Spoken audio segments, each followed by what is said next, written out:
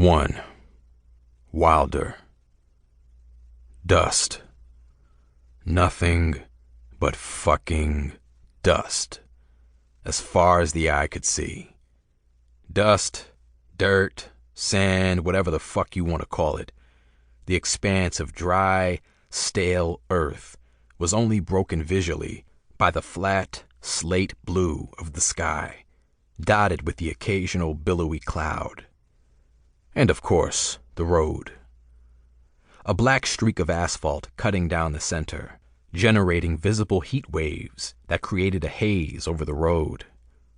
Riding with the top down was supposed to feel like a privilege, but the atmosphere utterly lacked the moisture to make the heat palatable. Hell, bearable. I fucking hated Nevada. If it weren't for the fact that the air conditioning had been the first thing to go when the admitted piece of shit car I'd purchased with my first legit check decided to start wearing at the seams, I wouldn't even attempt it. But closing myself into a metal box on wheels wasn't a viable alternative. So there I was, speeding down the road, cursing my luck as the hot, stale breeze whipped the sweat from my brow. Remember, you asked for this shit. That was definitely one way to look at it. The presumption that I had a choice.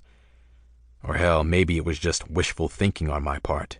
Finally, some semblance of control over my life, now that I was outside the confines of the garden. It wasn't like the fall of the bell roses left me with a lot of career potential.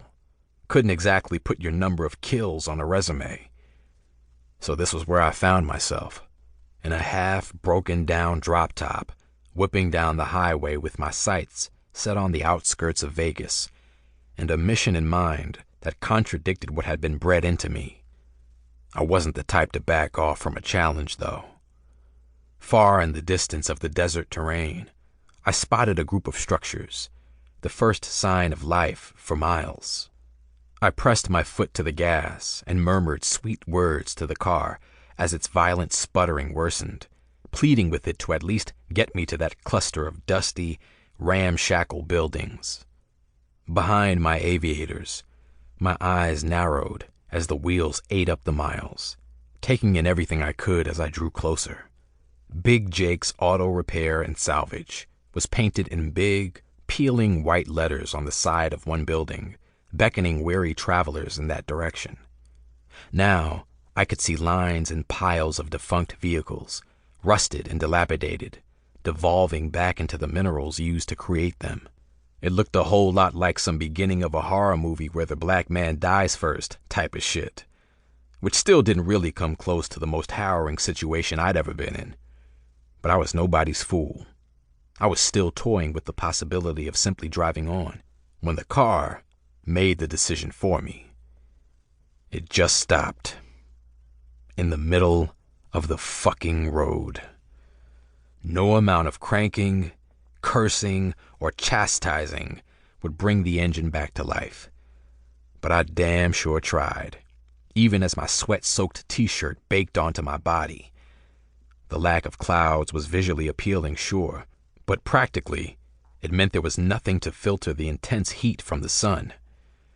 It seemed to shine extra hard as I slammed the car door and peered up on one side of the road, then the other, looking for anybody coming from either direction before I set off on foot, heading for Big Jake's.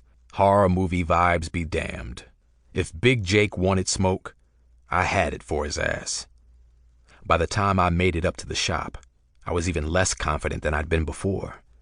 A mile in the scorching desert heat felt like 10, and I couldn't see any signs of human presence among the cracked blacktop and abandoned cars.